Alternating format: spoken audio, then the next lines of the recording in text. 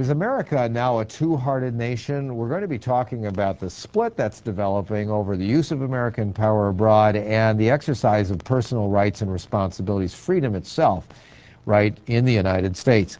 We're talking with Randy Stiver about this. Welcome to Tomorrow, Randy. Hi, Howard. Do you believe that we are essentially a different people than we were 50 years ago about the use of power, and then also what freedom actually is? Let me see, 50 years ago, no.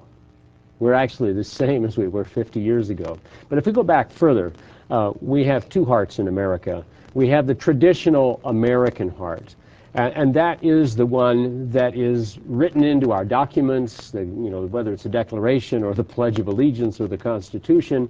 That's where we believe in liberty and justice for all. That's why we believe in fairness. That's why we have the rule of law, as we have had our government officials even talk about several significant times in the past few years. We have opportunity, America does, economic opportunity in particular, that other nations simply haven't had. And I think our Rex Sexton had talked about that in the other segment. Freedom of religion, straight out of America's Constitution, freedom of speech, freedom of association. America has been based on that.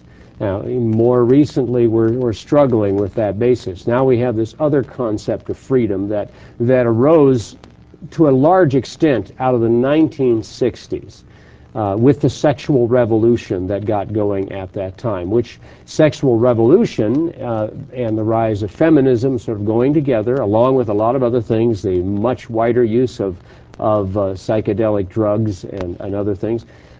That sexual revolution was sexual revolution in everything outside the marriage. It was not a healthy experience for this country, and it is not at this time. That uses the concept of freedom as in freedom from any restraint, and taken to its logical conclusion, it means anarchy. And we even have, the anarchists that are causing disruptions at certain public meetings over the past few years in America and around the world, but their springboard, frankly, out of, well, as I understand it, one of the universities in the state of Oregon has a great many of the think tank that provide the intellectual impetus, if you can call it that, behind an anarchist movement. But that takes freedom away from the concept that it has always meant in America and makes it something that means license to do whatever you want, and particularly sexually. Now, when this is played out among all the peoples of the world, America representing itself as the moral light, the city on the hill, the one with the obvious unrestrained power, America can go with its bombs and its bombers and its technology and its men anywhere it really would choose to do today in order to achieve its military goals, always under the pretext of a better world. That's right. Is the conflict in America's own heart about freedom, how freedom is going to be used, running in conflict with the need for America to project a high level of morality here?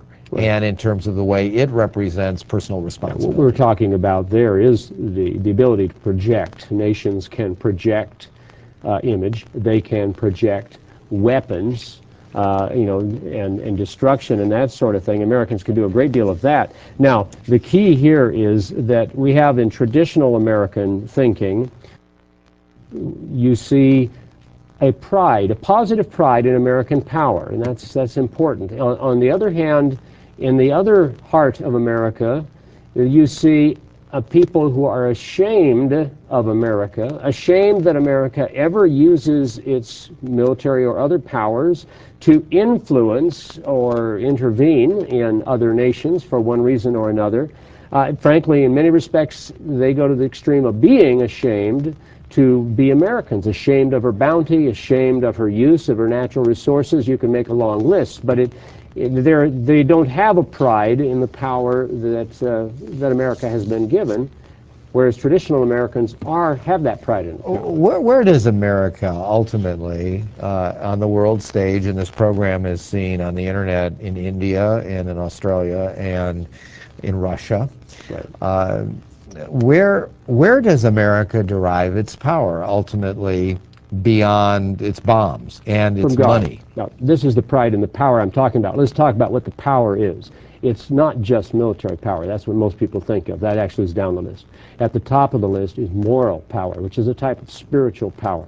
And America has projected a moral power, and it has demonstrated over time, 2 centuries plus, an innate generosity and concern for other peoples, remarkable for a nation of this world. World War II, classic case in point, the Americans' armies defeated Japan and they defeated Germany.